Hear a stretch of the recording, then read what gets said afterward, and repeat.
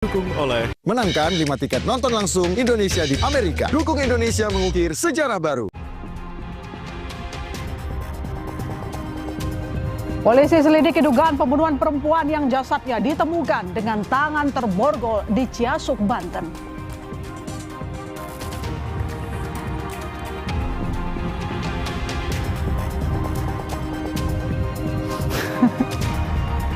Mantan Rektor Universitas Gadjah Mada Sofyan Effendi menyatakan menarik semua pernyataannya soal riwayat kuliah dan ijazah Jokowi yang diunggah ke YouTube.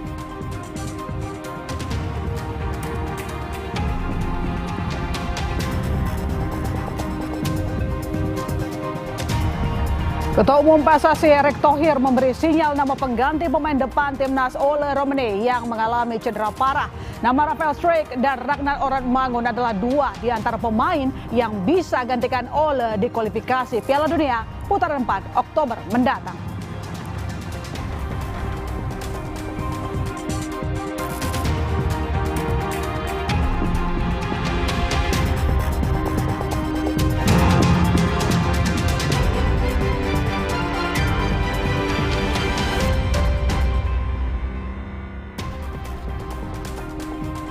Halo, selamat petang saudara, kita jumpa lagi dalam program Berita Kompas Petang di Kompas TV Independen Terpercaya. Bersama saya Maidop Elfrina. Dan saya masih serta Regan. Kita langsung ke sorotan pertama. Saudara, akibat kebocoran tabung gas, sebuah rumah yang dijadikan tempat produksi kulit lumpia di Jalan Tanjung Pura, Kalideres, Jakarta Barat, ludes terbakar.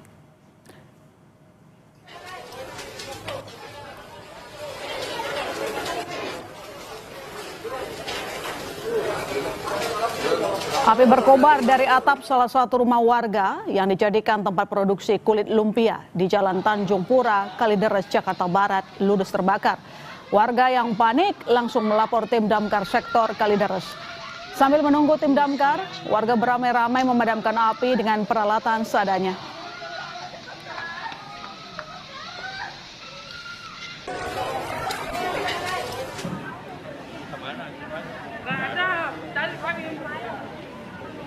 Enam unit mobil damkar Kalideres, Jakarta Barat yang tiba di lokasi langsung melokalisasi api agar tidak merambat ke bangunan lainnya. Api telah menghanguskan seisi rumah dan satu unit sepeda motor. Api dapat dipadamkan 2 jam kemudian dan penyebab kebakaran diduga dipicu adanya kebocoran tabung gas kemudian menyambar ke mesin produksi. 4 pekerja terluka kemudian dirawat intensif di RSUD Kalideres, Jakarta Barat.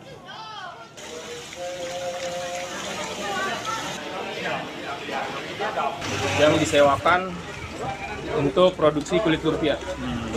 Penyebab kebakaran diduga dari kebocoran gas dan api tiba-tiba menyala untuk menyambar ke mesin produksi.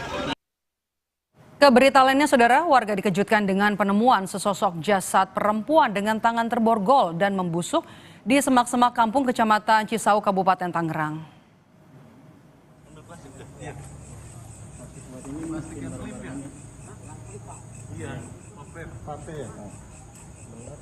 Penemuan jasad bermula ketika sejumlah warga mencium bau busuk yang menyengat dari sekitar lokasi kejadian. Saat dilakukan penyisiran, jasad tertutup semak ditemukan dengan kondisi membusuk hingga sulit dikenal.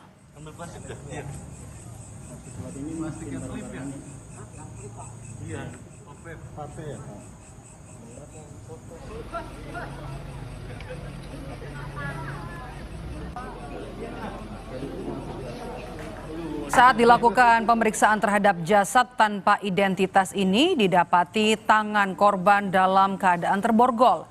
Jasad dievakuasi ke Rumah Sakit Polri Kramat Jati untuk kepentingan otopsi.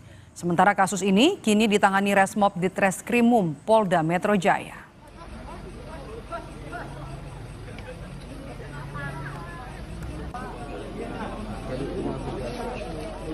Isinya ya badan sebenarnya utuh, tapi untuk muka dan sebagainya sudah membusuk ya, tidak bisa dikenali. Terkait informasi tangan terborgol itu betul, Pak? Betul, setelah dicek, kita identifikasi di TKP ditemukan bahwa korban tangannya ke belakang terborgol. Untuk jenis kelamin, Pak? Diduga perempuan ya, karena terdapat ada kerudung gitu.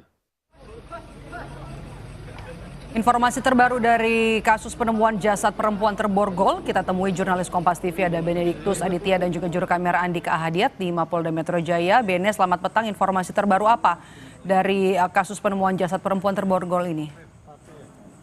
Ya, Medok, memang kalau soal informasi terbaru atau terupdate, untuk informasinya sejak siang tadi, kalau dari pernyataan Kapolsek Cisauk AKP Dadi Arsya menerangkan bahwa 3 terduga pelaku ini sudah diamankan atau sudah ditangkap oleh pihak Polda Metro Jaya. Catatan adalah masih terus mengkonfirmasi dalam hari ini Kabid Humas Polda Metro Jaya, Kombes ADA.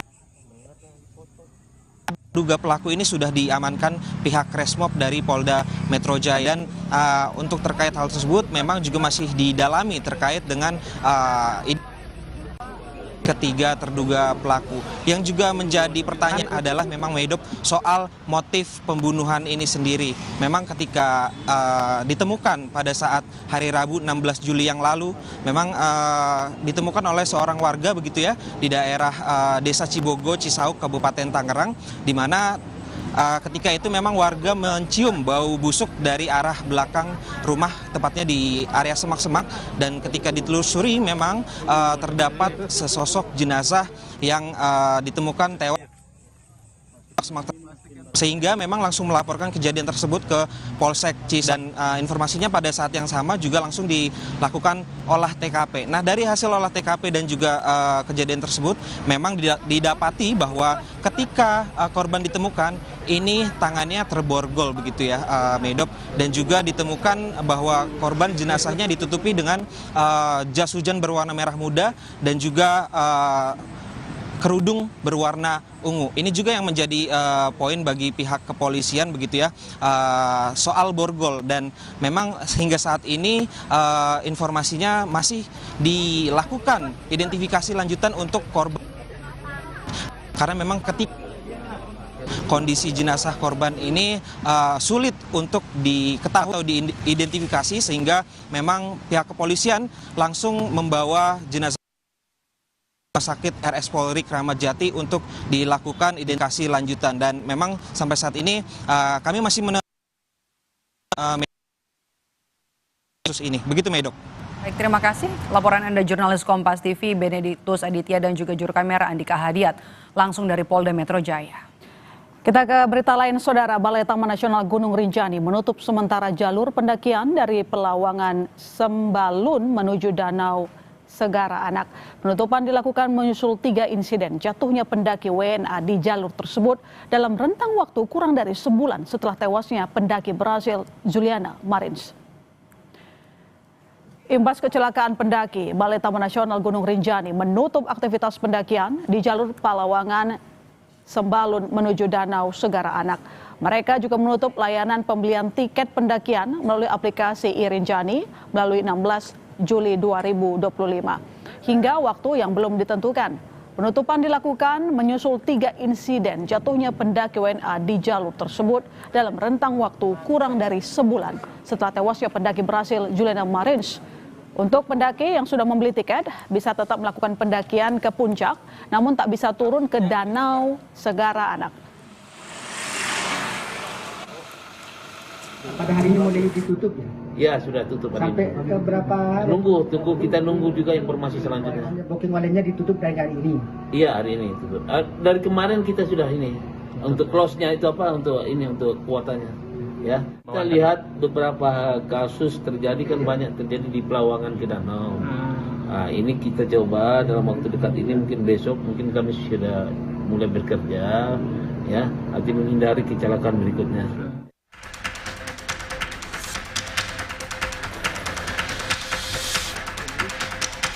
Dalam waktu 1 bulan, terjadi lagi 3 insiden pendaki warga negara asing terjatuh di jalur Pelawangan Sembalun menuju Danau Segara Anak, usai peristiwa tewasnya pendaki Brasil Juliana Marins. Seorang warga negara asing kembali mengalami kecelakaan saat mendaki Gunung Rinjani, Lombok, Nusa Tenggara Barat. Kali ini, pendaki perempuan asal Belanda Sarah Tamar van Holten terjatuh di jalur Pelawangan menuju Danau Segara Anak dan mengalami cedera pada bagian leher. Lokasi dan kondisi medan yang sulit membuat tim SAR gabungan mengupayakan evakuasi lewat jalur udara. Pendaki Belanda itu kemudian dibawa ke rumah sakit di Bali untuk perawatan. Dan kondisi sampai dengan saat ini masih sehat dan ada luka-luka di kepala dan sudah langsung ditangani didampingi oleh dokter Poliklinik Nusa Penida tersebut dan langsung dievakuasi menuju rumah sakit BIMC Kuta. Masih di lokasi jalur pendakian yang sama, pendaki asal Swiss Benedict Emeniger juga mengalami kecelakaan Rabu 16 Juli lalu. Benedict mendaki Rinjani bersama 4 rekannya melalui jalur Sembalun. Saat turun, korban terjatuh dan diduga mengalami patah tulang pada kaki. Pendaki asal Swiss itu akhirnya berhasil dievakuasi tim SAR dalam keadaan selamat menggunakan helikopter dan dibawa ke rumah sakit di Bali. Pendaki asal Malaysia juga mengalami kecelakaan terjatuh di jalur yang sama pada 27 Juni 2025 lalu. Ia terpeleset dan kakinya terkilir saat hendak menuju Danau Segara Anak. Sebelumnya, pendaki asal Brasil Juliana Marins ditemukan tewas setelah dilaporkan jatuh di Gunung Rinjani, Lombok, Nusa Tenggara Barat pada Sabtu 21 Juni 2025 dan ditemukan jasadnya 3 hari kemudian di kedalaman sekitar 600 meter. Peristiwa ini menyita perhatian publik karena proses evakuasi yang kompleks serta lokasi jatuh yang ekstrim di jalur Pelawangan Sembalun menuju Danau Segara Anak, Gunung Rinjani. Akibat kecelakaan 4 pendaki warga negara asing yang jatuh, Balai Taman Nasional Gunung Rinjani saat ini menutup sementara jalur pendakian dari Pelawangan Sembalun menuju Danau Segara Anak sampai waktu yang belum ditentukan. Tim Liputan, Kompas TV. Sesaat lagi di Kompas Petang, Saudara, Ketua Umum PSSI Erick Thohir memberi sinyal nama pengganti pemain depan Timnas Ole Romeni yang mengalami cedera parah dan terancam absen pada pertandingan putaran keempat kualifikasi Piala Dunia Zona Asia menghadapi Irak dan Arab Saudi. Presiden ke-7 Republik Indonesia Joko Widodo memastikan akan hadir di Kongres PSSI besok yang salah satu agendanya menentukan pemilihan Ketua Umum baru.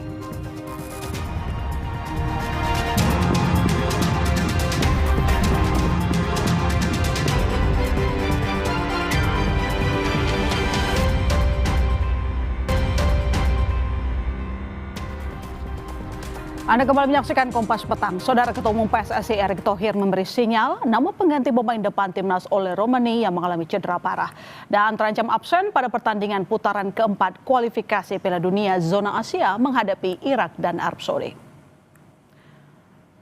Erick menyebut Timnas tak boleh bergantung pada satu pemain di lini depan. Saat ini menurutnya, Timnas mempunyai sejumlah pemain yang bisa menggantikan Ole yang kemungkinan bakal absen dalam pertandingan yang berlangsung pada 8 dan 11 Oktober mendatang. Erick menyebut setidaknya ada 4 pemain yang bisa mengisi posisi Ole. Keempatnya adalah Ragnar Ornmangun, Rafael Struijk, Hoki Caraka, dan Eliano Reinders.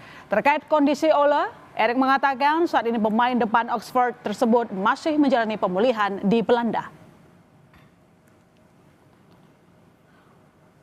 Harus beri kesempatan, ada Rafael, ada Ragnar, ada Eliano, ada Hoki. Ya kita nggak boleh nutup mata, kita nggak boleh perjuris dengan pemain yang semua. Ya kalau begitu berarti kita membunuh karir pemain kita, kan? Ya kan? Semua harus diberi kesempatan sama. Baik. Baik. Dia akan coba recovery secepatnya di Belanda, tidak di Inggris, ya kan? Tim kedokteran Oxford support di sana, di Belanda disupport sama tim kedokteran tim nasional, ya. Tapi tetap kan walaupun gimana Ole itu di Oxford, gitu. Jadi ini kerjasama yang bagus, gitu. Sementara itu lewat akun Instagramnya, Ole Romeni menunjukkan perkembangan penanganan cederanya. Ole mengatakan operasi berjalan baik, segera kembali dan tetap ceria.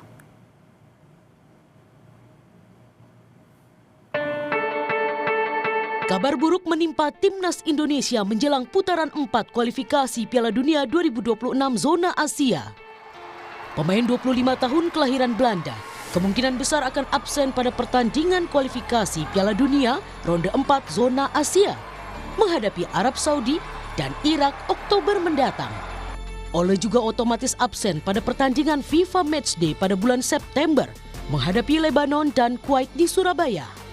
Pelatih timnas Indonesia Patrick Kluivert menyatakan Ole terpaksa menepi dan menjalani operasi akibat patah tulang pada bagian kaki kanannya. Patrick Kluivert mengaku kecewa terkait insiden pada tur pramusim pekan lalu, mengingat Ole merupakan ujung tombak timnas Indonesia. Unfortunately, there's no good news. Everybody knows that he broke his bone in his foot. So I'm very disappointed about this result, and also the way that it happened. It's not a good way, of course, but it's football. Nobody wanted to have this for Ole, and also not for the national team. But this is unfortunately a fact. And we need to adapt. It's too early to say who we will replace because we got a lot of players who can play in that position. So it's not on me to say now who's going to replace him. But of course, the one who's replacing him, or the ones who will replace him, will do his best to put his effort to have a good result. Absennya striker timnas Indonesia pada putaran keempat kualifikasi Piala Dunia 2026 membuat analis sepak bola nasional Muhammad Kusnaini khawatir soal kekuatan lini depan skuad Garuda. Namun pria yang akrab disapa Bungkus ini tetap optimistis anak asuh Patrick Kluivert dapat tampil optimal di putaran 4. Kalau kita bermain dengan kekuatan penuh, sebetulnya kita harusnya optimis bisa lolos. Ya, jangan berpikir putaran kelima dulu, kita berpikir lolos dulu di putaran keempat. Itu sebetulnya skenario-nya. Cuma memang begitu Ole dipastikan operasi dengan waktu pemulihan yang kita belum tahu persis, situasinya jadi agak berubah. Sekarang kita harus berpikir main sebaik-baiknya, mudah-mudahan masih bisa lolos ke putaran kelima. Absennya Ole membuat spekulasi bongkar pasang lini depan timnas Indonesia mulai bermunculan. Seperti pemain 22 tahun Rafael Struijk yang baru saja bergabung dengan Dewa United dengan durasi kontrak 3 musim. Lalu Ragnar Oratmangun yang sering beroperasi di sayap kiri bisa dimainkan di posisi penyerang. Disusul Ramadan Sananta yang kini memperkuat klub Liga Super Brunei di PMM. Nama terakhir ada Hoki Caraka, penyerang 20 tahun yang jadi langganan timnas kelompok umur dan senior. Keempat nama ini bukan tidak mungkin dapat menggantikan posisi Ole pada putaran 4 kualifikasi Piala Dunia Oktober mendatang. Tim Liputan Kompas TV. 3 gol dalam 4 pertandingan timnas menjadi bukti ketajaman seorang Ole Romani. Lalu jika Ole belum pulih dari cedera saat putaran 4 kualifikasi Piala Dunia Oktober nanti, antisipasi apa yang harus disiapkan? Kita akan membahas bersama mantan striker timnas Indrianto Nugroho dan juga analis sepak bola Gita Suwondo. Selamat petang, Bung Nung. Selamat petang, Bung Gita. Ya, selamat petang. Selamat petang, Mbak. Terima kasih telah bergabung. Saya mungkin ke Bung Gita dulu, Bung. Kalau Indonesia versus Liga Arab, ini kan kita kayak seakan-akan mainnya di Liga Arab gitu ya, tanpa Ole gitu. Besar peluangnya? Masih ada kesempatan untuk menang? Dengan Ole pun sebenarnya kita tidak difavoritkan untuk bisa melangkah mudah. Kenapa? Meskipun kemarin di beberapa pertandingan Ole lah yang berkontribusi memenangkan Indonesia, Bung. Ya betul, dia bikin 3 gol dalam 4 pertandingan, tapi kan kelihatan waktu lawan Jepang juga dia tidak bisa berbuat apa-apa. Waktu lawan Australia juga dia cetak gol setelah kita ketinggalan. Nggak mengecilkan artinya timnas, perjuangan mereka sudah bagus sekali. Dan hasil yang positif kan kita capai kalau kita bermain di kandang. Artinya kita mencatat kemenangan 3 kali itu tiga-tiganya di kandang, 1 kali hasil imbang dan hanya kalah dari Jepang di kandang. Tapi away kita dari 6 tim yang lolos ke putaran keempat ini, kita satu-satunya yang tidak pernah mencatat kemenangan. Kita pernah menahan imbang Arab Saudi di Riyadh 1-1. Itu yang menurut saya adalah permainan terbaik timnas away sejauh ini. Kita bermain menyerang, kita melayani Arab Saudi di babak pertama walaupun tertekan di babak kedua, ada penyelamatan penalti Martin Paes, tapi intinya adalah kali ini kan kalau mau lolos setidaknya ke putaran kelima itu kita kan harus 1 kali menang, 1 kali imbang, tidak boleh kalah. Itu yang mungkin akan sulit karena kita juga rekornya belum pernah menang dalam waktu dekat berarti melawan Arab Saudi. Kita hanya imbang melawan Arab Saudi. Dan kalau kita mendapatkan 2 kali hasil imbang tanpa gol, ya akan repot juga kita, walaupun kita predikatnya adalah tidak terkalahkan di putaran keempat. Itu aja. Dan tanpa Ole memang akan ada banyak penggantinya, Ragnar salah satunya. Tapi kan mungkin tidak akan sehebat Ole. Saya juga nggak tahu seberapa lama cederanya dia, karena cederanya kan tulang punggung kaki. Itu kan buat striker itu senjata utamanya. Tanya Mas Indri deh. Itu kan apa ya, senjata utama dia buat bikin gol, buat coaching dan segala macam. Yang mungkin akan menjadi kesusahan dia buat all out nantinya. Oke, Bung Nung, menurut Anda bagaimana dengan kalau kita sih berharapnya cepat sembuh ya, tapi kemungkinan besar Ole tampaknya masih butuh pemulihan yang cukup lama waktunya. Menurut Anda seberapa besar dampaknya jika sampai Ole harus absen sebagai striker andalan timnas? Pastinya berdampak besar juga ya. Tadi Bung kita sudah bicara bahwa Ole dalam 4 pertandingan bisa membuat 3 gol. Ini suatu prestasi yang bagus sebagai seorang striker. Tapi juga kita tidak mengesampingkan beberapa pemain kita.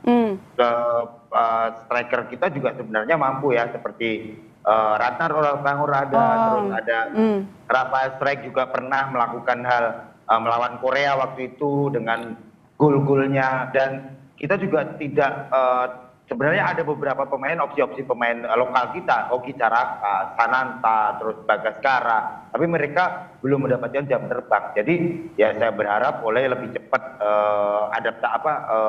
operasi dan pemulihannya gitu, Mbak. Bung Nung, kan ada 4 nama yang disampaikan oleh Pak Erik ya kemarin, mulai dari Hoki Caraka, kemudian Strijk gitu. Anda melihatnya potensinya seperti apa mereka? Iya, mereka sebenarnya pemain-pemain kunci di beberapa timnya masing-masing ya di Liga 1, dan mereka juga menurut saya patut dikasih kesempatan juga. Tapi ya semuanya kembali ke Patrick Kluivert nanti, apakah mereka mau menurunkan pemain-pemain lokal kita. Padahal pemain lokal kita ya tidak beda jauh sebenarnya, cuman belum ada kesempatan aja mereka untuk menampilkan penampilan yang terbaik buat Indonesia gitu, Mbak.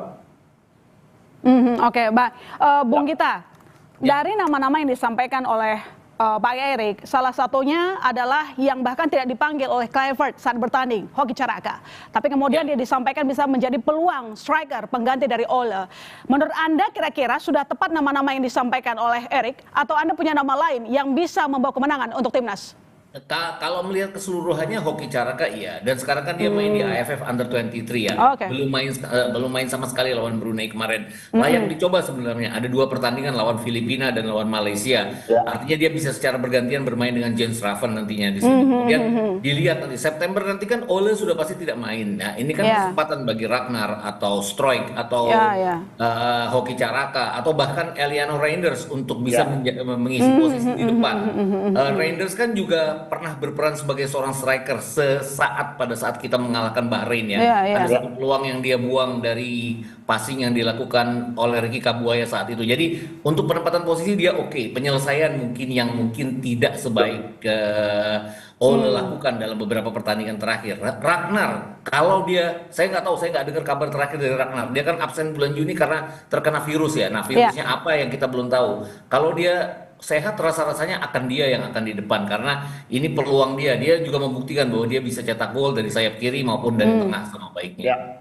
Bung Nung, Anda sebagai mantan pemain begitu, lawan kita itu kan dari Timur Tengah begitu, ini kita kayak mainnya di Liga Arab sih kayaknya gitu. Jadi menurut Anda apa yang perlu kita antisipasi dari mereka, lalu kemudian setelah kita tahu kekuatan dan juga kelemahan lawan, kita bisa merubah game plan kah, atau tetap pada plan yang tersusun beberapa waktu lalu yang dilakukan oleh Kluivert?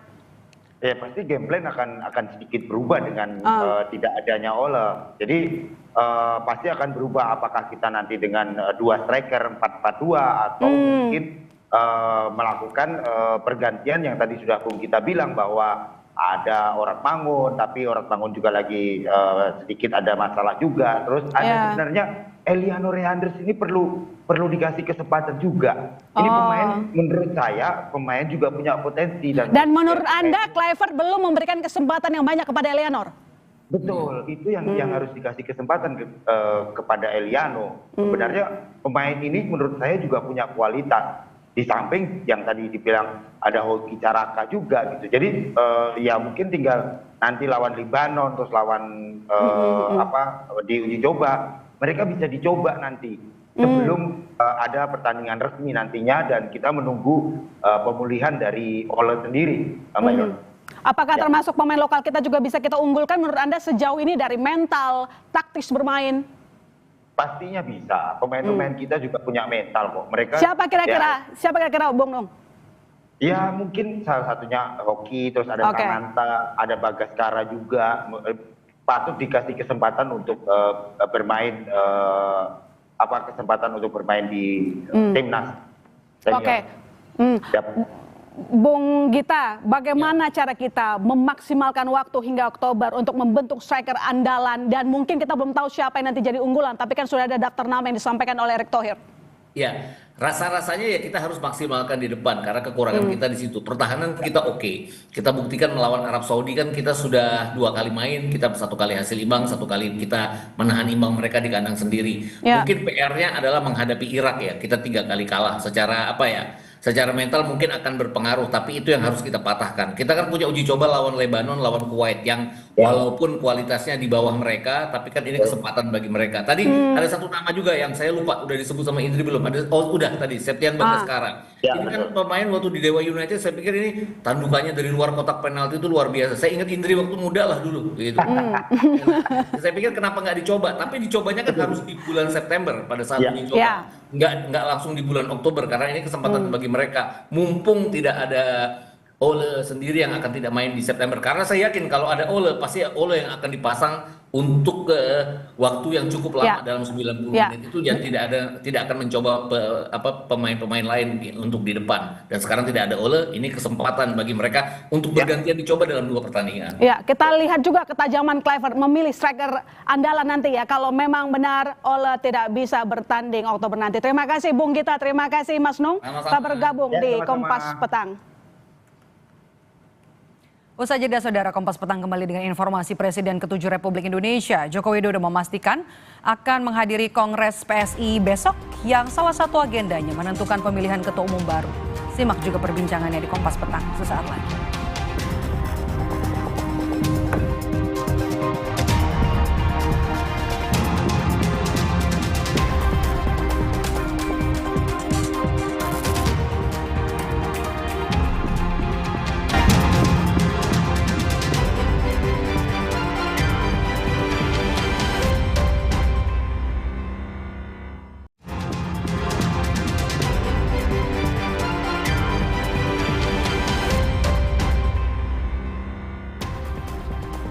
Presiden ke-7 Republik Indonesia Joko Widodo memastikan akan menghadiri Kongres PSI besok yang salah satu agendanya menentukan Ketua Umum baru.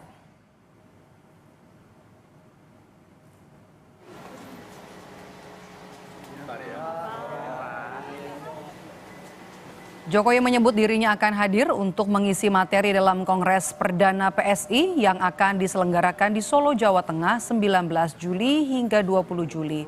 Jokowi menyebut materi yang akan disampaikan salah satunya memberikan motivasi kepada kader muda PSI.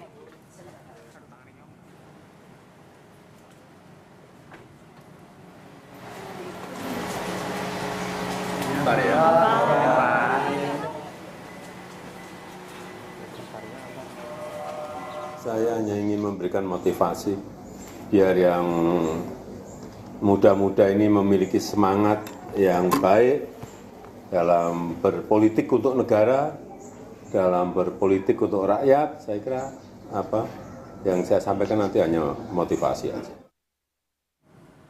Putra Jokowi, Kaisang Pangarep, optimistis dirinya akan kembali terpilih sebagai Ketua Umum PSI. Kaisang yakin akan mendapat banyak suara dari kader PSI di wilayah Jawa. Kemarin Kaisang juga menghadiri konsolidasi dengan sejumlah kader PSI Jawa Tengah di Semarang.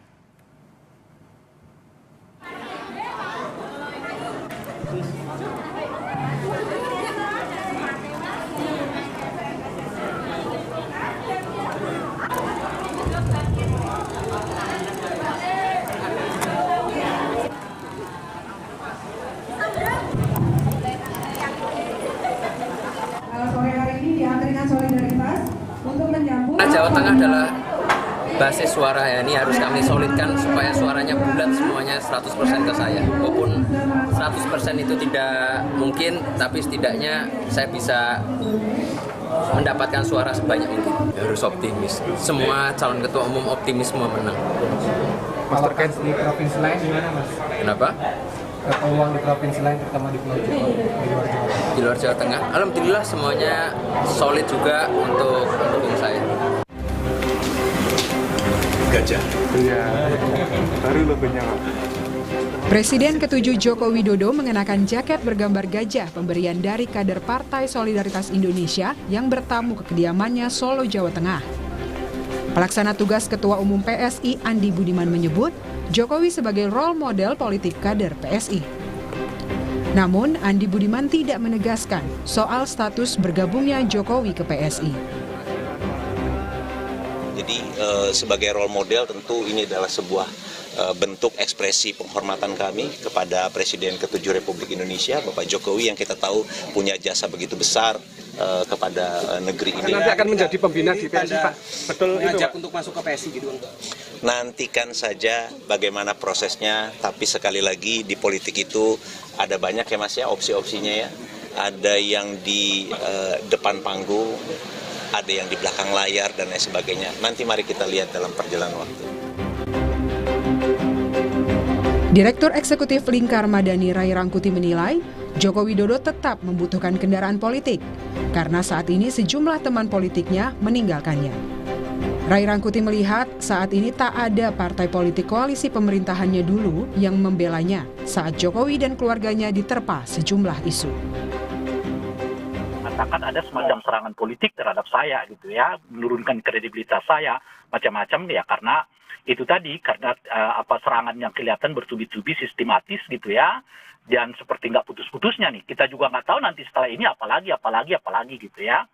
Nah yang kedua itu tadi, karena backup beliau juga nggak terlalu banyak kan, kawan-kawan partai politik ya yang selama ini mendukungnya nggak muncul di hampir semua isu, kecuali mungkin pemakzulan di mana Golkar mengatakan menolak ya rencana pemakzulan itu gitu ya. Tapi di hampir semua isunya nggak muncul nih gitu. Nah satu-satunya yang muncul adalah Relawan, tapi kan tidak terlalu optimal untuk bisa menangkis berbagai isu yang muncul kepada beliau.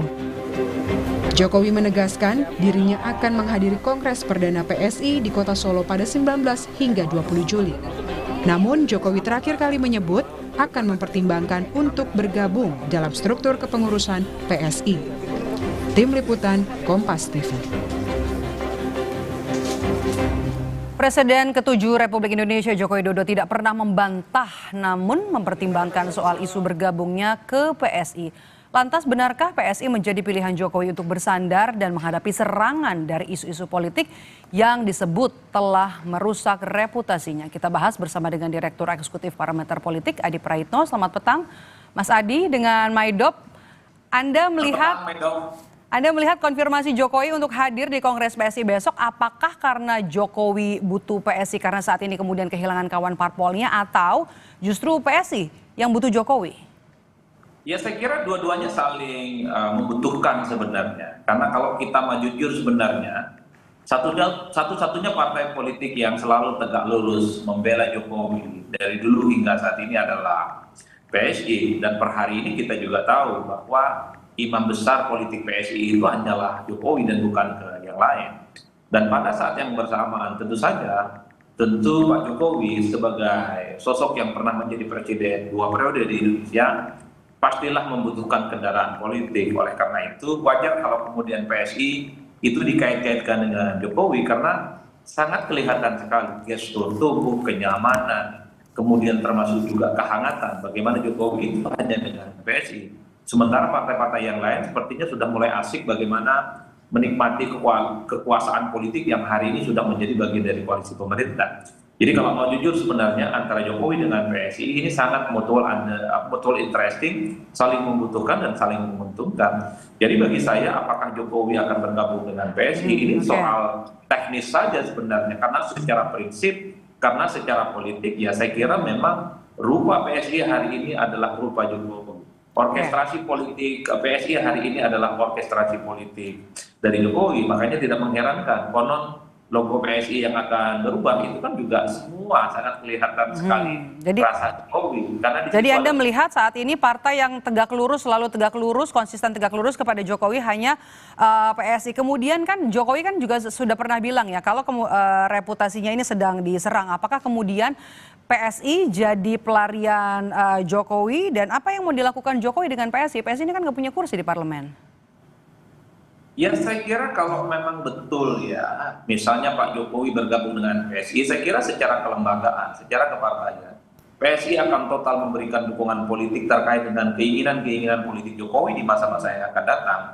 Termasuk misalnya bagaimana PSI itu akan memberikan proteksi yang sangat luar biasa jika ada serangan-serangan yang terus agresif mengarah ke Pak Jokowi.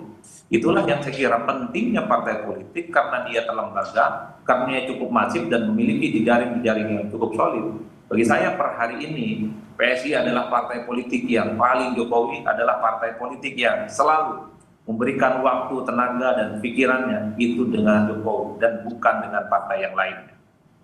Oke, kehadiran Jokowi besok dengan sudah bilang kan akan mengisi materi besok. Apa yang Anda baca dari pernyataan Jokowi ini terkait dengan apa yang mau disampaikan Jokowi kepada partai-partai yang dulu mendukungnya? Ada PAN, ada Golkar, ada PKB. Ya saya kira dua hal. Pertama, ini kan mempertebal bahwa sebenarnya PSI adalah Jokowi, Jokowi adalah PSI. Nah yang kedua tentu saja pesan politiknya adalah bahwa segala apapun yang terkait dengan PSI itu tentu tidak terlepas bagaimana petuah, fatsun, termasuk juga petunjuk-petunjuk yang diberikan oleh Jokowi kepada PSI. Makanya kan kita sering mendengarkan bagaimana elit-elit PSI selalu mengatakan bahwa ibaratkan pesantren, Jokowi ini adalah kiai dan kader-kader PSI adalah anak murid dan santrinya. Jadi bagi saya perdebatan soal apakah Jokowi ke PSI ataupun tidak, bagi saya ini hanya sebatas perdebatan teknis. Karena secara substansi, karena secara politik, karena secara gestur, PSI itu tegak lurusnya hanya ke Jokowi, fatsun politiknya adalah fatsun politik Jokowi, seluruh nafas dan perjuangannya adalah perjuangan Jokowi. Makanya di logo yang baru kan ada tulisan Partai Super Terbuka, dan kita tahu bahwa itu adalah pernyataan Jokowi yang saya kira sejak lama sudah disampaikan. Oke, kami dapat informasi sejauh ini yang kami dapat adalah Presiden Prabowo Subianto ini mengonfirmasi hadir di Kongres PSI. Anda membacanya seperti apa, Mas Adi? Dukungan terhadap Jokowi dan keluarganya kah dengan kehadiran Prabowo? Ya saya kira ini sebenarnya mengkonfirmasi bagaimana hubungan politik antara Jokowi dan Prabowo Subianto baik-baik saja.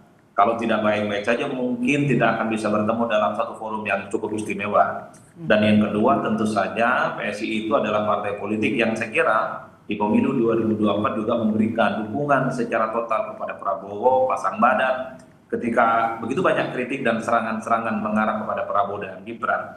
Inilah yang saya sebutkan per hari ini, kalau betul Prabowo Subianto juga hadir dalam Kongres PSI besok sampai tanggal 20, ini semakin tebal bagaimana hubungan antara Prabowo, Jokowi, dan PSI itu baik-baik saja, tidak seperti yang dibayangkan oleh publik. Ada gejolak, ada jarak, dan kemudian ada kerenggangan-kerenggangan.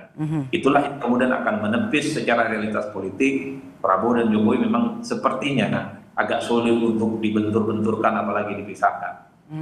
Oke, Jokowi bilang kan selama ini dia banyak diserang lewat kasus ijazah, kemudian juga pemaksulan Gibran, ia dan juga keluarganya. Apakah kemudian PSI ini bisa jadi alat untuk menyerang balik? Ya, bagi saya sebenarnya tidak terlampau butuh untuk melakukan serangan-serangan balik. Tapi minimal jika ada kritik dan serangan-serangan yang cukup sporadis, agresif, dilakukan secara sistematis, terstruktur dan masif kepada Pak Jokowi, minimal ada partai politik yang pasang badan menjadi panglima terdepan bagaimana memberikan perlindungan dan proteksi kepada Pak Jokowi.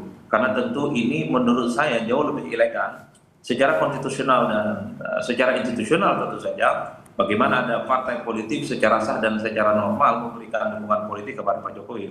Bagi saya ini adalah momen yang paling ditunggu bagaimana Pak Jokowi apakah akan segera memutuskan secara formal bergabung dengan PSI ataupun tidak. Karena kalau betul Pak Jokowi misalnya ditunjuk sebagai Dewan Pembina dalam Kongres PSI, ini akan semakin memantapkan betapa ada kendaraan politik yang akan digunakan oleh Jokowi tentu saja untuk kepentingan politiknya, untuk kepentingan politik jangka panjang, termasuk juga untuk kepentingan ketika ada serangan-serangan yang hampir setiap saat selalu mengarah kepada Jokowi. Oke. Kalau membaca besok pidato yang akan disampaikan Jokowi di Kongres PSI, Anda memprediksinya seperti apa? Apakah hanya pidato petuah biasa atau bisa jadi momen untuk menyeluapkan emosinya yang selama ini? Saya kira pasti ada dua hal ya, Maido. Pertama pasti akan bicara tentang politik kebangsaan secara umum. Bahwa kerjasama politik, konsolidasi politik, dan kerjasama antar elemen itu sangat dibutuhkan untuk bagaimana menyongsong Indonesia di masa-masa yang akan datang, terutama untuk mewujudkan Indonesia emas. Tapi biasanya seringkali Pak Jokowi ini kan muncul jok-jok yang sebenarnya itu berkaitan dengan situasi politik yang berkembang hari ini. Saya sepertinya cukup menduga bahwa salah satu yang akan disampaikan itu adalah soal begitu banyaknya serangan-serangan yang cukup banyak mengarah kepada Jokowi dan keluarga besarnya, soal ijazah, soal pemakzulan, soal SMK dan seterusnya dan seterusnya. Jadi all in sebenarnya yang bisa saya tangkap dari pidato politik yang sangat mungkin akan dilakukan oleh Pak Jokowi nantinya di PSI, termasuk juga misalnya akan menyinggung bagaimana hubungan baiknya antara Jokowi dengan Pak Prabowo Subianto. Baik, terima kasih sudah bergabung bersama kami, Direktur Eksekutif Parameter Politik, Mas Adi Praitno. Sehat selalu, Mas Adi. Terima kasih, Maido. Berita lain di Kompas Petang, Saudara. Presiden ke-7 Republik Indonesia Joko Widodo merespons pelaksanaan peringatan HUT ke-80 kemerdekaan Republik Indonesia di Istana Negara Jakarta, bukan Ibu Kota Nusantara. Jokowi mendukung keputusan pemerintah yang akan menggelar upacara peringatan HUT ke-80 kemerdekaan RI di Istana Negara Jakarta.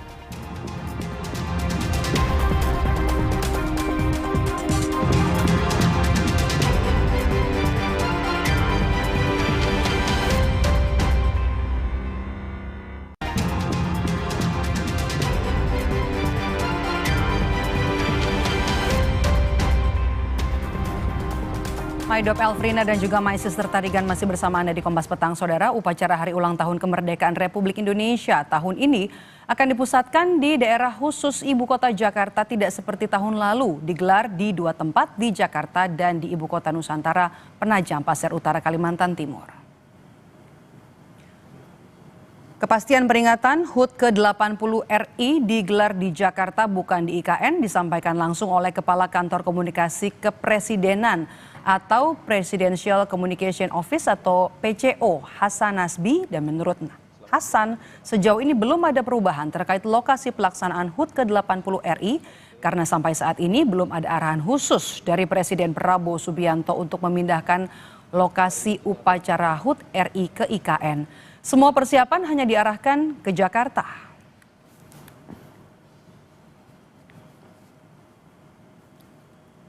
Kalau informasi terakhir yang kita dapatkan, pelaksanaan perayaan 17 Agustus akan dilaksanakan di Jakarta.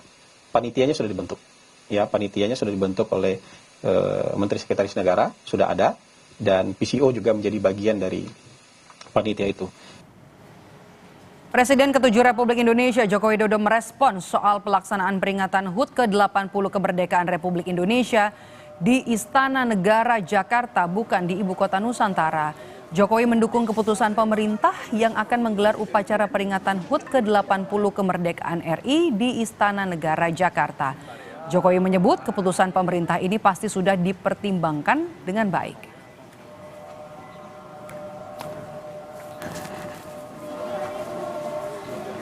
Enggak di Jakarta, enggak di IKN. Tanggapannya gimana? Semua keputusan pemerintah kita harus dukung. Karena pasti sudah melalui pertimbangan-pertimbangan yang matang. Ya. Pak Jokowi diundang juga untuk perayaan 17 Agustus. Wah, masih lama, masih sebulan. Saudara, mantan Rektor Universitas Gadjah Mada Sofyan Effendi menyatakan menarik semua pernyataannya soal riwayat kuliah dan ijazah Jokowi yang diunggah ke YouTube.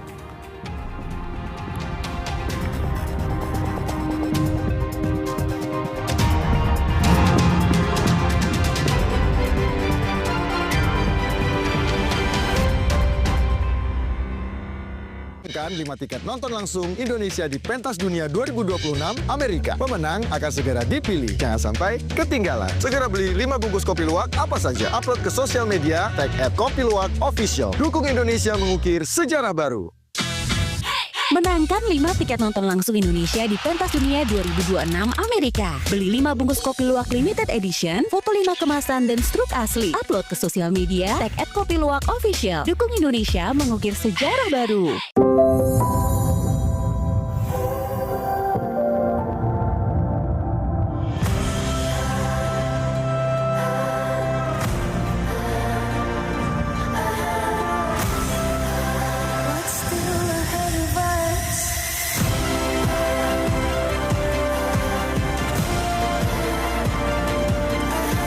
Samsung Galaxy Z Fold 7 dan Z Flip 7. Kunjungi toko terdekat dan pre-order sekarang. Aku nggak khawatir ajak anak main di luar. Ada Nuvo Family memberi perlindungan 2-step sehat. It's okay. Nuvo lebih cepat lawan kuman saat mandi dan selalu melindungi kulit setelah mandi. Lembut. Dengan formula triple antibakterial, perlindungan menyeluruh 24/7. Percayakan pada Nuvo Family. 2-step sehat, perlindungan 24/7. Wings Care. Kok yang ini, Pak? Kalau tutupnya aja gini, isinya gimana? Tidak semua air itu sama. Aqua dalam galon yang dibersihkan 20 kali, diisi tanpa tersentuh tangan dan ditutup sempurna. Aqua, 100% murni, 100% aman. Anak yang nakal. Di granat! Ya, gue kena ghosting. Salah sendiri. Saatnya kau pakai simpati buat nonton, musik, game, belajar, sampai belanja. Bisa pilih benefit sesuai keinginanmu.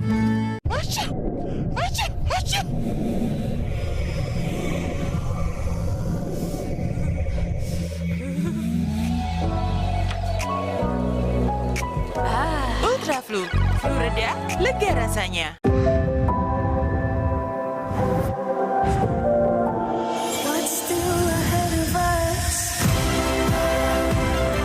Samsung Galaxy Z Fold 7 dan Z Flip 7.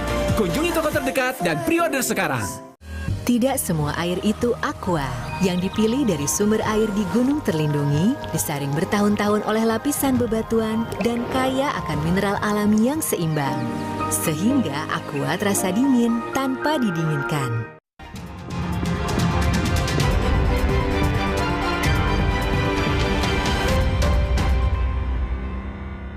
Anda kembali menyaksikan Kompas Petang. Saudara, pernyataannya viral yang menyebut ijazah Presiden ke-7 Jokowi palsu. Mantan Rektor UGM Sofyan Effendi menarik ucapannya dan meminta maaf. Ditemui di rumahnya di kawasan Depok Sleman, Sofyan Effendi menarik ucapannya tersebut. Sofyan menjelaskan jika dirinya tidak mengetahui perbincangannya dengan Rismond dan sejumlah alumni UGM disiarkan langsung ke publik. Pasca videonya viral, Sofyan mengaku akan dilaporkan ke Barreskrim Polri oleh Jokowi Lovers. Akan menjaga harkat. Karena saya sebenarnya tidak menyangka itu live streaming di YouTube itu disebarkan secara luas. Kalau itu pembicaraan antara sama UGM sih oke. Merasa terjebak nggak Pak Sofyan? Nggak dijebak, tapi kalau di frame oleh ada di framing omongan saya itu mungkin. Tapi saya nggak sadar kan. Pencinta Jokowi Lovers itu melalui ketuanya menyatakan akan mensuruh saya karena pernyataan di live streaming itu. Sebelumnya dalam video yang disebarkan Rismond Syanipa dan Roy Suryo, Sofyan bercerita bahwa skripsi Jokowi tidak pernah diujikan karena IPK-nya tidak sampai 2,0. Hingga UGM tidak pernah mengeluarkan ijazah Jokowi. Sehingga Jokowi hanya disebut sarjana muda.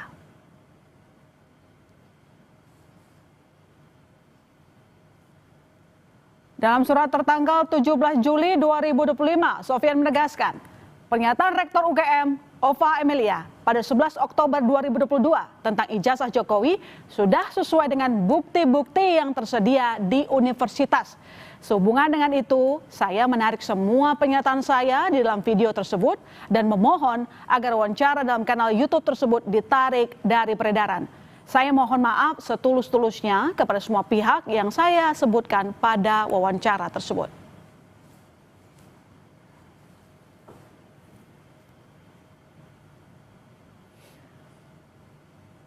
Sementara itu, Universitas Gadjah Mada buka suara soal pernyataan mantan Rektor UGM Sofyan Effendi terkait keaslian ijazah Jokowi.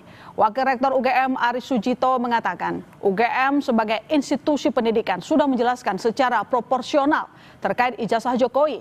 UGM memastikan Jokowi adalah alumnus Fakultas Kehutanan yang telah melaksanakan seluruh proses studi sejak 1980 hingga lulus tanggal 5 November 1985. Meski menghargai pendapat yang disampaikan mantan rektornya, UGM minta pihaknya tidak diseret ke ranah politik.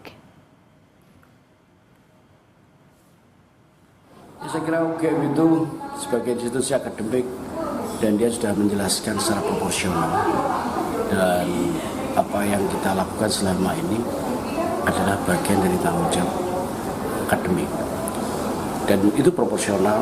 Dan kalaupun tiba-tiba Pak Sofyan buat podcast dan sebagainya dan kemudian minta maaf dan seterusnya, ya itu bagian dari juga tanggung jawab beliau gitu. Karena yang jelas jangan seret juga UGM pada urusan politik, soal blocking politik.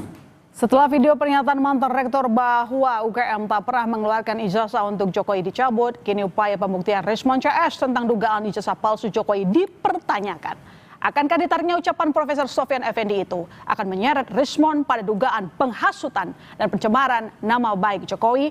Kita bahas bersama terlapor kasus dugaan pencemaran nama baik Jokowi Rismon Sianipar dan pelapor Roy Suryo CS dari Peradi Persatu, Ade Darmawan. Selamat petang, Mas Ade. Selamat petang. Selamat petang, Bang Rismon. Selamat petang, Mbak. Oke Bang Rismon, saya punya pertanyaan ke Anda dulu. Saya mau tahu bagaimana awal mulanya Anda berkumpul dengan Profesor Sofyan di video dalam kanal YouTube Langkah Update tanggal 16 Juli. Iya, itu kan pertemuannya tidak didesain sedemikian rupa ya, bahwa saya datang ke Jogja untuk sebenarnya membersamai para alumni Reladama untuk mengantarkan surat kepada Rektor UGM, Profesor Emilia, dan salah satu atau beberapa dari alumni UGM tersebut meminta saya untuk bertemu dengan Profesor Sofyan Effendi. Dan itu pun sudah saya tunda 2 hari karena kegiatan saya yang lain-lain. Jadi pertemuan tersebut diadakan tanggal 16 Juli 2025 hari Rabu. Memang tidak ada perencanaan dan di video tersebut juga saya lebih aktif untuk mendengar uraian dari Profesor Sofyan Effendi mengenai sejarah UGM, nilai-nilai lulus di UGM dan lainnya. Begitu, Mbak. Oke Bang Rismon, pertemuannya tidak direncanakan, tapi pertanyaan saya, Profesor Effendi mengaku tidak tahu menau, direkam dan disebarluaskan oleh Anda. Benar demikian? Oh, tidak begitu, Mbak. Mungkin Profesor Sofyan Effendi kan mengalami tekanan psikologis yang sangat intens ya, akibat dari ancaman pelaporan dari Jokowi. Tekanan dari siapa Bang Rismon? Siapa yang menekan Profesor Effendi?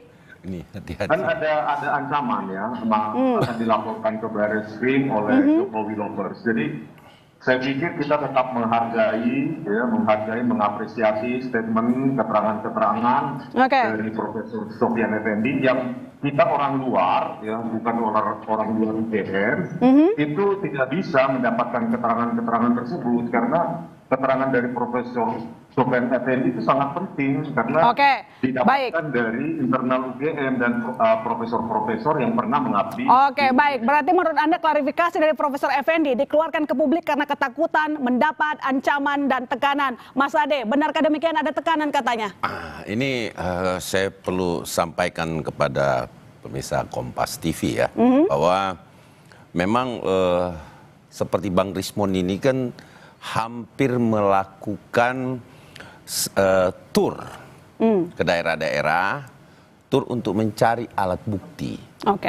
Itu yang kita perhatikan di setiap beberapa media sosial ya, mengupdate, memperlihatkan dia kunjungan kemana, ke Solo, kemudian ke rumah Pak Kasmujo. Bukan sekali dan 2 kali saja ya, berulang kali kayaknya sepertinya dengan rumah Pak Kasmujo. Terus terakhir kemarin di Solo apa di Jogja itu? Jogja ya. ke rumah Pak Sofyan ya. Nah, Pak Sofyan Effendi ini kan rektor tahun berapa? Gitu loh, Mbak. Oke. Jadi kita harus tahu dulu rektornya tahun berapa. Kemudian apakah seorang rektor itu mengetahui semua mahasiswanya dengan pasti dan jelas. Oke. Gitu loh. Ah, itu dulu. Nah, pada saat dia menjadi rektor ya. Oke, jadi intinya menurut Anda memang tidak ada tekanan itu? Kalau ada tekanan saya rasa tidak ada, Mbak. Karena gini. Tapi kira-kira menurut Anda kenapa Profesor Effendi bisa mengatakan bahwa Jokowi tidak lulus, lalu kemudian tiba-tiba cuma berselang beberapa hari kemudian mengkonfirmasi, mengklarifikasi pernyataannya? Nah, justru di situ kita lihat. Ketika kemudian. Menurut Anda bukti yang ingin dicari oleh tim Bang Rismon nggak ada? Zong. Nol. Zong Tidak bukti akan Anda, ada. Bang Rismon. Bukti Anda zong nggak ada. Mengada-ngada maksudnya. Mengada-ngada. Bang Rismon. Mengada-ngada, Mbak. Jadi. Ya, saya bicara dulu, Bung Andi. Jadi gini, statementnya keterangan dari Profesor Sofyan Effendi kan menegaskan bahwa lembar pengesahan skripsi ya yang berisi tanda tangan dosen penguji itu kan benar-benar tidak ada. Baik pada saat saya datang ke perpustakaan UGM sendiri, Fakultas Kehutanan UGM, maupun ketika diberikan kepada kami pada pertemuan 15 April. Bicara dengan kebenaran, bicara kebenaran Bang Rismon, ya perlu saya sampaikan kepada Bang Rismon bahwa kalau kita berbicara kebenaran, tidak perlu dicabut pernyataan itu. Kalau memang, Prof Sofyan, saya tantangin sekarang, saya challenge sekarang Prof Sofyan, ya. Apakah dia masih berani mempertahankan pernyataan yang duduk bersama dengan saudara Bang Rismon? Kalau memang oke, mari kita lihat, kita uji, kita coba laporkan ke polisi karena itu adalah ujaran kebencian dan penghasutan itu. Itu sudah pasti masuk itu Bang Rismon. Dan gini loh, itu disiarkan tanpa izin. Itu pun Pak Sofyan sebenarnya kalau memang dia mau, dia bisa keberatan loh Bang Rismon. Gitu loh. Nah, dia kan nggak tahu tuh disiarkan itu Bang Rismon. Gitu loh. Pak, saya gantian bicara. Silakan. Bang Rismon. Ya, jadi kan berkesesuaian bahwa keterangan Pak Profesor Sofyan Effendi, skripsi tersebut tidak pernah diuji, terbukti secara materi, tidak ada lembar pengesahan penguji di situ, berkesesuaian. Itu kan menurut Bang Rismon. Bentar dulu Bung Adi. Anda saya biarkan kok malah apa ya?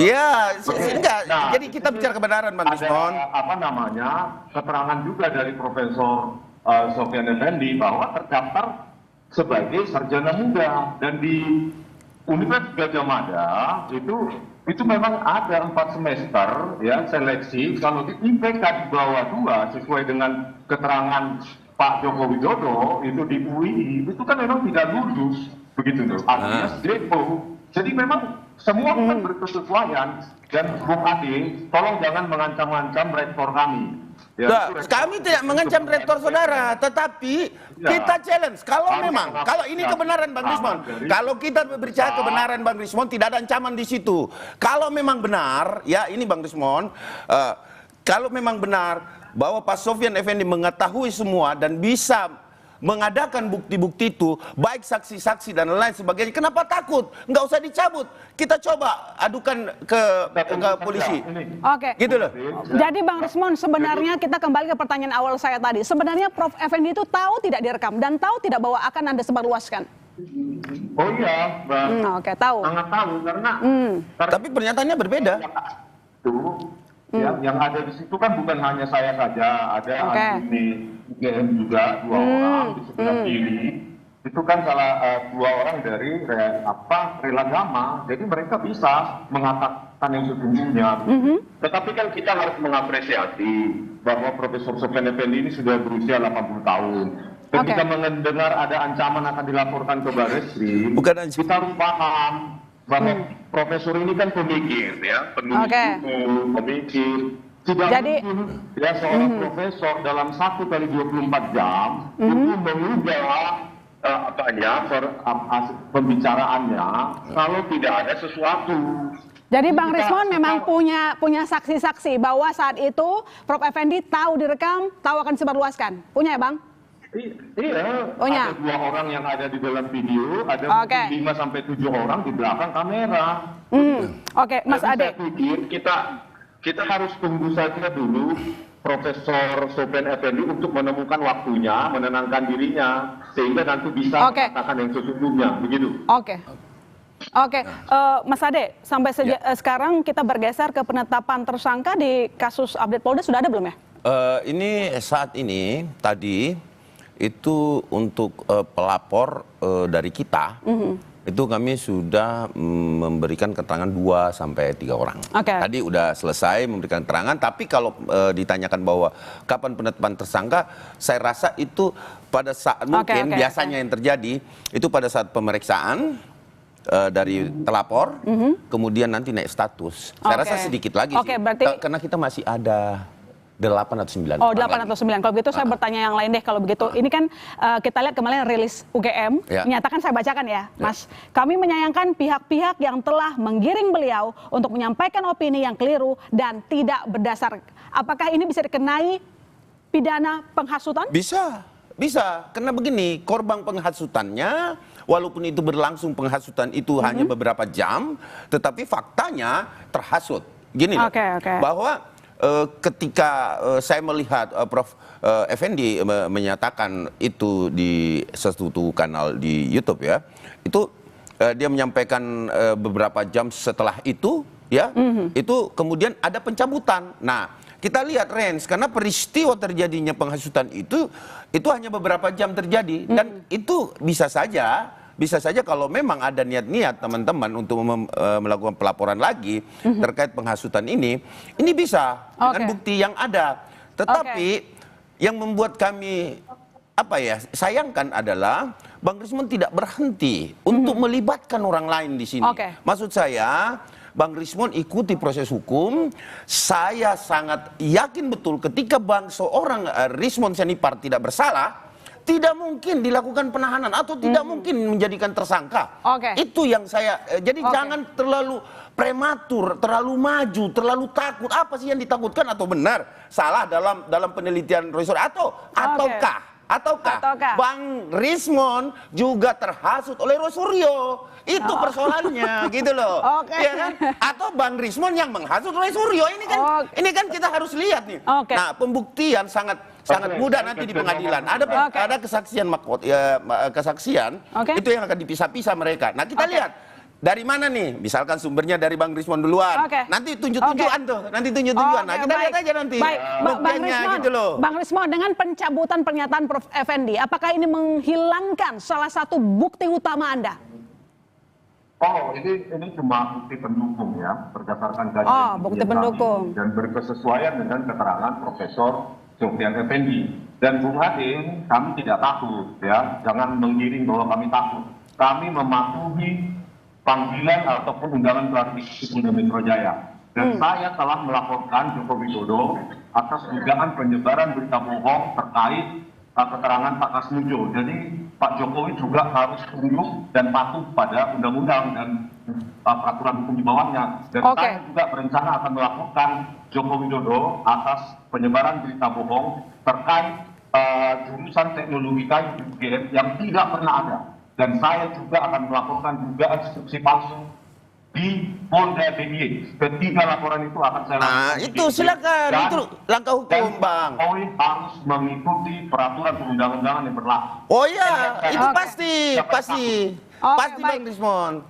Cuman yang saya sayangkan kepada Bang Rismon ini adalah kenapa sih mencari. Selesaikan dululah perkaranya Bang Rismon yang ada ini, karena mencari itu tidak mungkin bisa juga dimasukkan sebagai alat bukti di situ, kecuali Anda menerbitkan laporan baru seperti di Jogja itu. Tapi apapun itu Bang Rismon, kami dan teman-teman relawan dan kami juga pendukung Jokowi, kami hadapin Bang. Apapun itu, karena kami tahu bahwa seorang Bapak Insinyur Joko Widodo dan tidak mungkin mau berani untuk memasukkan ijazahnya pada saat Pilpres, Gubernur dan Wali Kota. Bang Rismon siap diladeni, Bang. Kita fight, Bang Rismon. Saya kemarin ke KPUD Solo ya, bertemu dengan. Nah, itu kan nyari lagi, Bang Rismon kan nyari lagi, Bang. Silakan Bang Rismon. Ini informasi kunci nih. Dengan Ketua KPUD Solo saat itu Justinus Arya, ya, Bapak itu menekankan bahwa di dalam berkas pencalonan wali kota 2005 itu tidak didapati berkas acara pemeriksaan atau berkas acara verifikasi antara UGM dengan KPU di Solo. Jadi tidak ada diverifikasi ijazah fotokopi legalisir yang dipakai oleh penduduk saat awal vote. Laporkan KPU dong. Jangan Bapak Jokowi yang Anda laporkan, salah alamat itu. Yang Anda laporkan KPU dong. Kan begitu, yang tidak memverifikasi. Berarti itu administrasi dong. Gimana sih? Ikut-ikutan relawannya ini, saya bingung. Iya, Bang Rismon harusnya melaporkan KPU. Kenapa tidak diverifikasi gitu loh? Gitu loh, Bos. Jangan dikit-dikit yang salah Pak Jokowi, dikit-dikit yang salah Bapak Jokowi gitu loh. Jokowi pribadi bukan urusan relawan Jokowi, biarkan Jokowi yang melaksanakan. Oh, tidak bisa, itu urusan kami semua. Urusan kami, Bang. Kita tunggu kelanjutan. Urusan kami, Bang. Kita tunggu kelanjutannya di meja hukum. Terima kasih, Mas. Terima kasih. Mas Ade, terima kasih Bang Rismon telah bergabung di Kompas Petang. Selamat petang. Saudara, informasi berikutnya di Kompas Petang. Ketua Umum PSSI Erick Thohir memberi sinyal nama pengganti pemain depan timnas Ole Romane yang mengalami cedera parah dan terancam absen pada pertandingan putaran keempat kualifikasi Piala Dunia zona Asia menghadapi Irak dan Arab Saudi. Bang, aku minta nomor.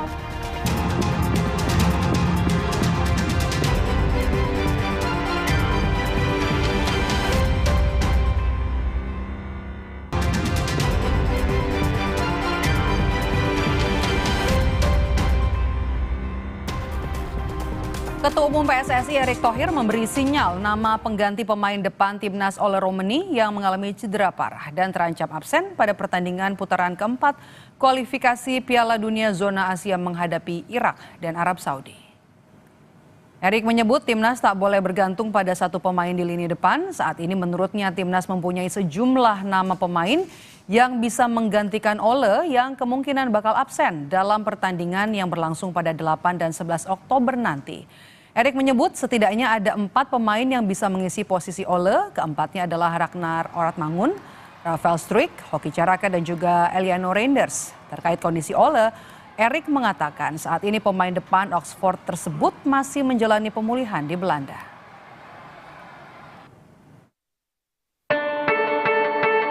Kabar buruk menimpa timnas Indonesia menjelang putaran 4 kualifikasi Piala Dunia 2026 zona Asia.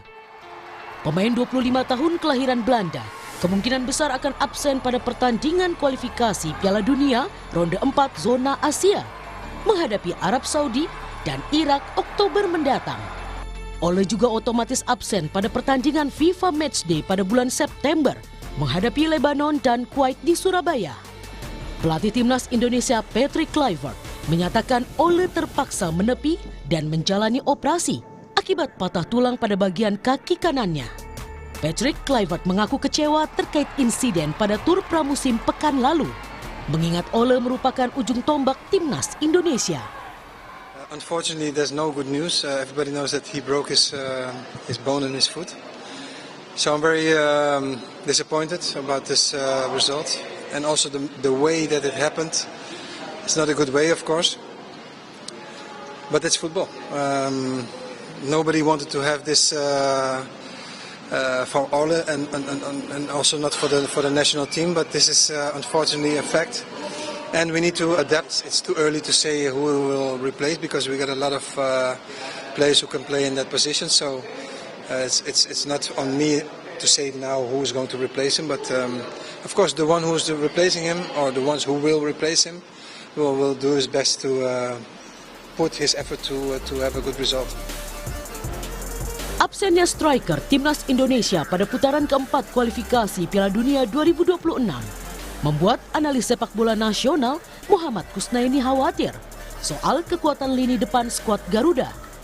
Namun pria yang akrab disapa bungkus ini tetap optimistis anak asuh Patrick Kluivert dapat tampil optimal di putaran 4. Kalau kita bermain dengan kekuatan penuh, sebetulnya kita harusnya optimis bisa lolos. Ya jangan berpikir putaran kelima dulu, kita berpikir lolos dulu di putaran keempat. Itu sebetulnya skenarionya. Cuma memang begitu oleh dipastikan operasi dengan waktu pemulihan yang kita belum tahu persis, situasinya jadi agak berubah. Sekarang kita harus berpikir main sebaik-baiknya, mudah-mudahan masih bisa lolos ke putaran kelima. Absennya Ole membuat spekulasi bongkar pasang lini depan timnas Indonesia mulai bermunculan.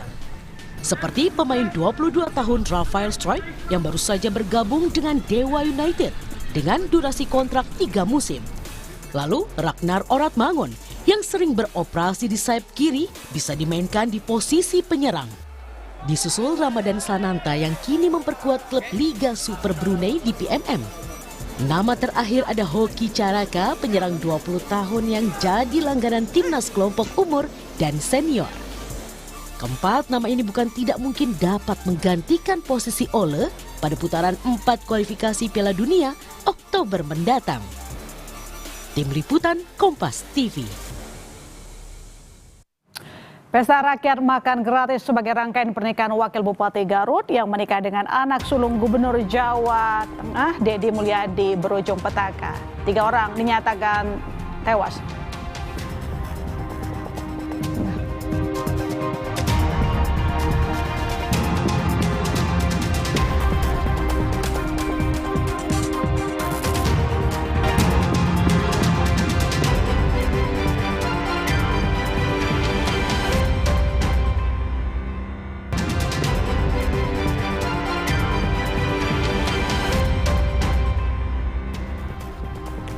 Saudara, pesta rakyat makan gratis sebagai rangkaian pernikahan Wakil Bupati Garut yang menikah dengan anak sulung Gubernur Jawa Barat, Deddy Mulyadi, berujung petaka. 3 orang dinyatakan tewas.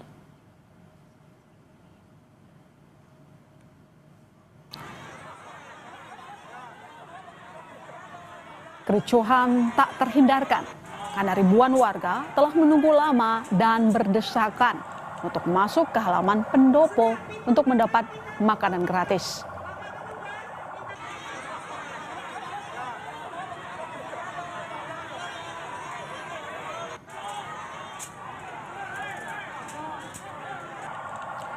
Akibat kericuhan ini, puluhan warga mulai dari anak-anak hingga lansia jatuh pingsan.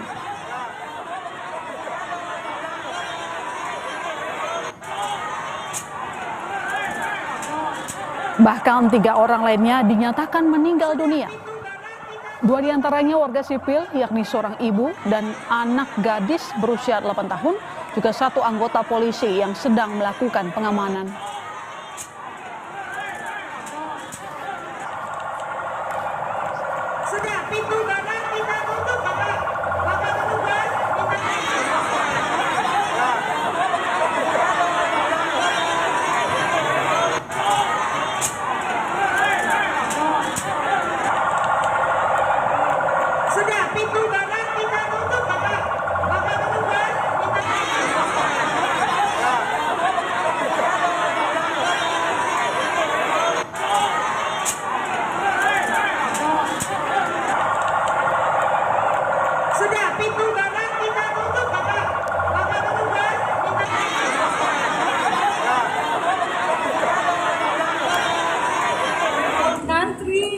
Udah lagi jualan. Oh, ibu biasa jualan di sana? Saya malu. Ibu lagi jualan? Iya, lagi jualan. Posisinya anaknya nggak tahu posisinya ngantri. Soalnya kan biasa main sama yang di sana juga sama anak dagang. Tapi kalau dilihat di lokasi emang banyak orang gitu, Bu? Iya, banyak. Anak ibu usia berapa, Bu? 8 tahun. 8 tahun. Banyak, ada yang pertama itu ada yang pingsan. Yang itu yang pingsan, yang kedua mah ada 2 orang, yang satu anaknya si ibu ini yang lebih parah. Dan pas digendong juga katanya ini mah udah nggak ada. Bu, rata-rata warga nunggu dari jam berapa, Bu? Dari pagi, Pak. Ya, kericuhan tak terhindarkan karena ribuan warga telah menunggu lama dan berdesakan untuk masuk ke halaman pendopo.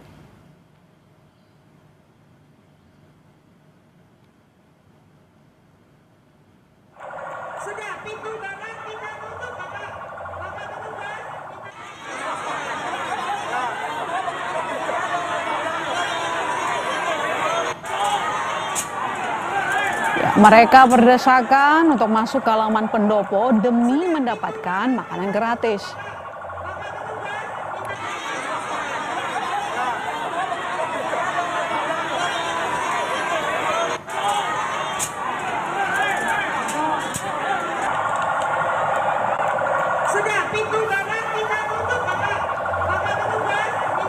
Akibat kericuhan ini, puluhan warga, mulai dari anak-anak hingga lansia, jatuh pingsan. Bahkan 3 orang lainnya dinyatakan meninggal dunia. 2 diantaranya warga sipil, yakni seorang ibu dan anak berusia 8 tahun, juga 1 anggota polisi yang sedang melakukan pengamanan.